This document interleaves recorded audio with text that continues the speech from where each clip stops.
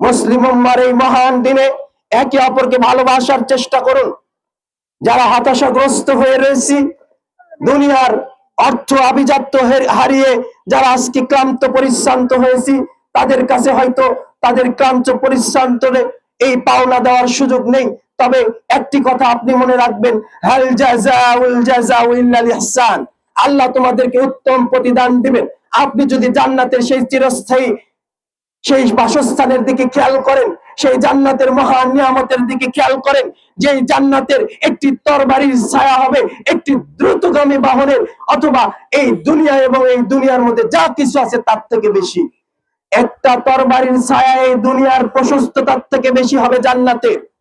জান্নাতের একটি গাছের ছায়া হবে 100 বছরের পর। একজন দ্রুতগামী বাহন নিয়ে ছুটতে থাকবে 100 বছর সে অতিক্রম করতে পারবে না একটি গাছের ছায়া।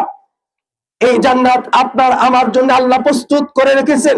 আপনার সিয়ামের এই বদলা দিবে দেখে প্রস্তুত করে রেখেছেন, আপনার এই সালাতের বদলা দিবে দেখে প্রস্তুত করে রেখেছেন, আপনার এই কিয়ামে রমাদানের বদলা দিবে দেখে প্রস্তুত করে রেখেছেন, আপনার এই যাকাত সাদাকার বদলা দিবে দেখে প্রস্তুত করে রেখেছেন। অতএব নিজেকে হারামের সাথে সম্পৃক্ত করে আল্লাহর এই মহা রহমত থেকে, মহা ক্ষমা থেকে আমরা যেন বঞ্চিত না হই। সম্মানিত উপস্থিতি হাজিরিন, জান্নাতকে প্রস্তুত করে রয়েছে ওয়াইদাত লিল মুত্তাকিন, পরহেজগারদের জন্য, আল্লাহ ভীরুদের জন্য, যারা আল্লাহকে ভয় করে। ওয়ালিমান খাফা মাকামি রাব্বিহি জান্নাতান, আল্লাহ সুবহানাহু ওয়া তাআলা একটি নয় দুইটি জান্নাতকে প্রস্তুত করে রেখেছেন যারা আল্লাহর সামনে কিয়ামতের দিনে দণ্ডায়মান হওয়াকে ভয় করে। প্রিয় দিনী মুসলিম ভাইরা, আমরা এখানে ঈদের সালাতে উপস্থিত হয়েছি, আমরা কি এখান থেকে উঠে বাড়িতে ফিরে যেতে পারবো? এই নিশ্চয়তা আছে?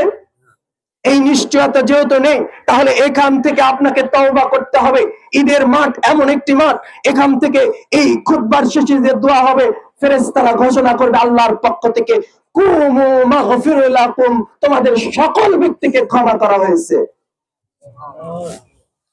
তবে আত্মীয়তার সম্পর্ক যারা ছিন্ন করে এখন এখানে বসে আছেন তারা ব্যতীত, যারা আত্মীয়তার চিহ্নিত ভাইয়ের সাথে এখনো দ্বন্দ্বে লিপ্ত ওই জায়গাটা নিয়ে, ভাইয়ের সাথে এখনো দ্বন্দ্বে লিপ্ত ওই বাড়িটা নিয়ে, বোনের সাথে এখনো দ্বন্দ্বে লিপ্ত ওই বাড়িটা নিয়ে, তাদের ব্যতীত তাদের গুনাহ তখনই ক্ষমা হবে যখন তারা পরস্পরের মধ্যে সম্পর্ক আবার দৃঢ় করে নেবে। অতএব আপনাকে বলেছি, জান্নাতে সেই স্থায়ী ঠিকানার কথা বলেন যেখানে কেউ বৃদ্ধ হবে না, যেখানে প্রতি জুমায় আপনাকে আবার যৌবন ফিরিয়ে দেওয়া হবে। জুমার দিনে জান্নাতীরা এভাবে একত্রিত হবে, জুমার দিনে জান্নাতীরা এভাবে একত্রিত হবে। একত্রিত হওয়ার পরে একরকম বাতাস তাদের এসে চেহারার মধ্যে লাগবে, তারা আরো নতুন ভাবে যৌবন ফিরে পাবে, তাদের চেহারার উজ্জ্বলতা আরো বেড়ে যাবে।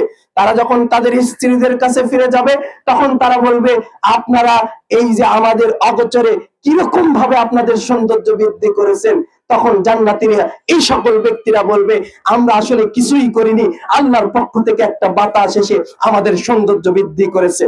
আপনাদের সৌন্দর্য আরো বৃদ্ধি হবে জান্নাতে, আপনাদের এই যৌবন কখনো ফুরাবে না, আর জান্নাতে কোনো মৃত্যু নেই, আর জান্নাতে আপনার নিয়ামত কখনো ফুরাবে না।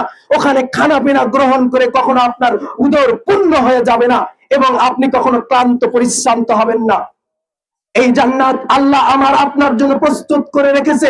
অতএব সকল মুসলিম জাতি এবং মুসলিম ভাই বোনদের প্রতি উদাত্ত আহ্বান থাকবে, আপনি বড় কষ্টে রয়েছে এটা আল্লাহ সুবহানাহু ওয়া তাআলা জানেন, তবে এই কষ্ট সর্বশেষ কষ্ট নয়, এরপরেও কষ্ট রয়েছে, তা হচ্ছে কবরের কষ্ট, এরপরেও কষ্ট রয়েছে ইয়াউমাল কিয়ামতের কষ্ট।